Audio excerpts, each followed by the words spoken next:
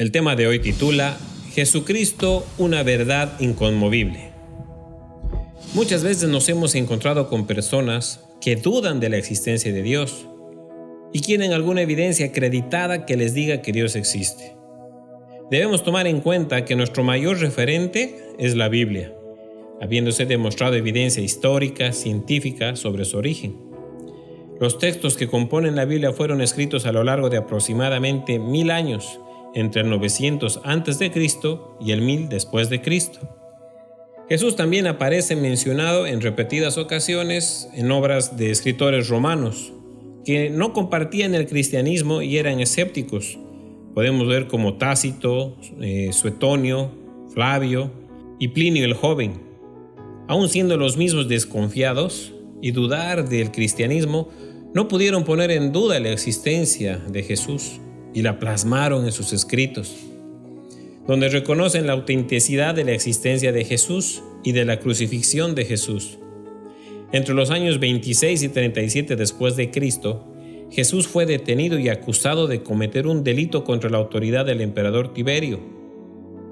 Vemos la palabra y dice que lo acusaron de sedicioso. El delito que decían que cometió era ser llamado el Mesías de los judíos. No pudieron decir ninguna otra cosa más en su contra, lo acusaron, y por eso fue ejecutado con la misma práctica que se empleaba a los bandidos o piratas. Jesús tuvo una de las formas más crueles de morir en Roma. Y vemos, ya han pasado más de 2000 años, y en este tiempo es abultada la documentación científica e histórica que trata de acercarse a los aspectos médicos de la muerte de Jesucristo. Ya existen estas evidencias desde el siglo I, con base a los conocimientos de la fisiopatología del paciente traumatizado. Vemos y se puede llegar a inferir que Jesús sufrió el más cruel de los castigos, el más inhumano y despiadado de los tratos que puede recibir alguien. Fue tal el grado de sufrimiento que tuvo Jesús que se presentó como una manifestación somática el sudor de sangre, llamado ahora hematidrosis, sudor de sangre que le cubrió todo el cuerpo y corrió en gruesas gotas hasta la tierra. Y eso lo respaldamos en la palabra de Lucas 22, del 43 al 44, dice así: y se le apareció un ángel del cielo para fortalecerle. Y estando en agonía, oraba más intensamente, y era su sudor como grandes gotas de sangre que caían hasta la tierra. ¿Se imaginan? Jesús, sabiendo lo que le esperaba, manifestó una angustia intensa tal que sudó sangre. Y vemos el patólogo alemán Friedrich Suchibe afirma que desde el punto de vista científico fue un conjunto de diferentes causas que llevó a Jesús a la muerte.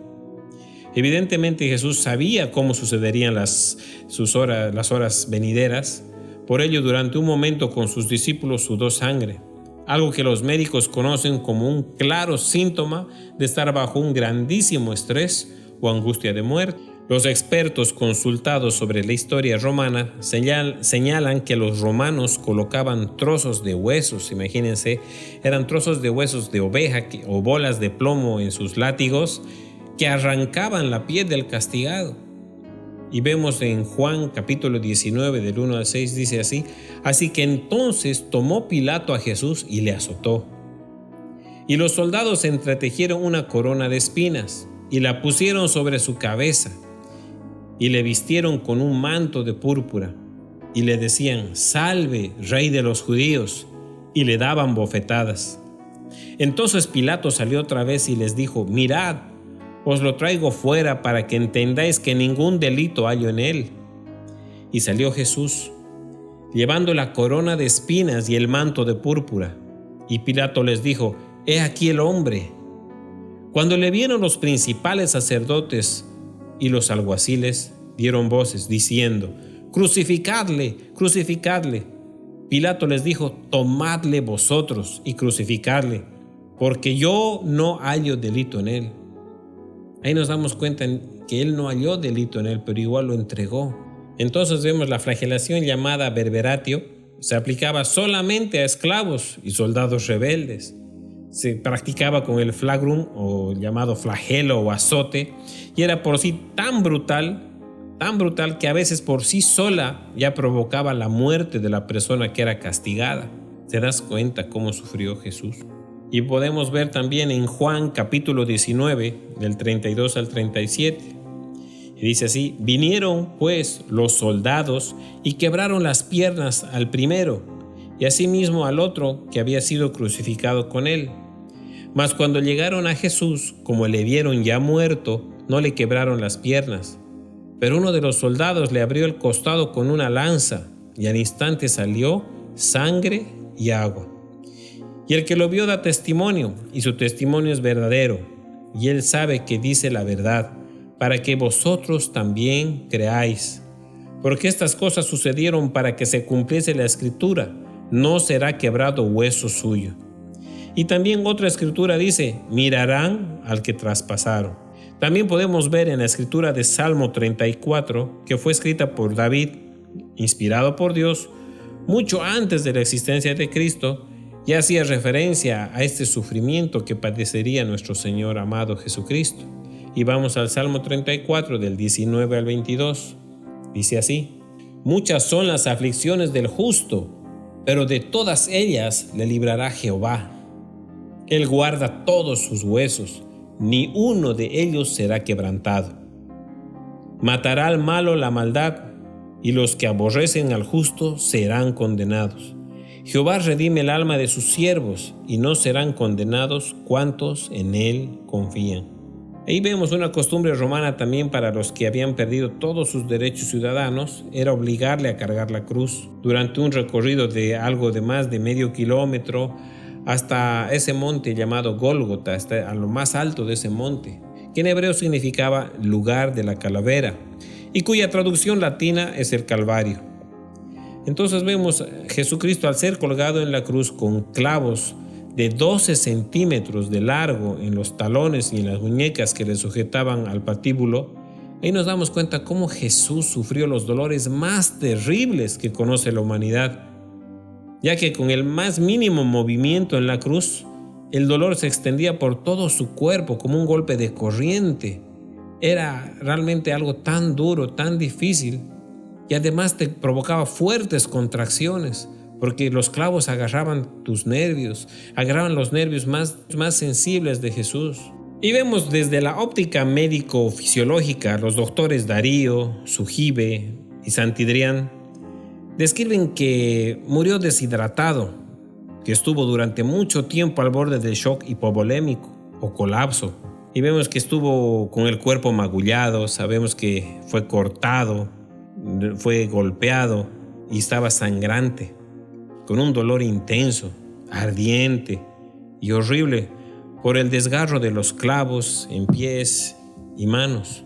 También vemos que la posición en la cruz, el estar clavado, hace muy difícil la respiración. En cada movimiento era terrible.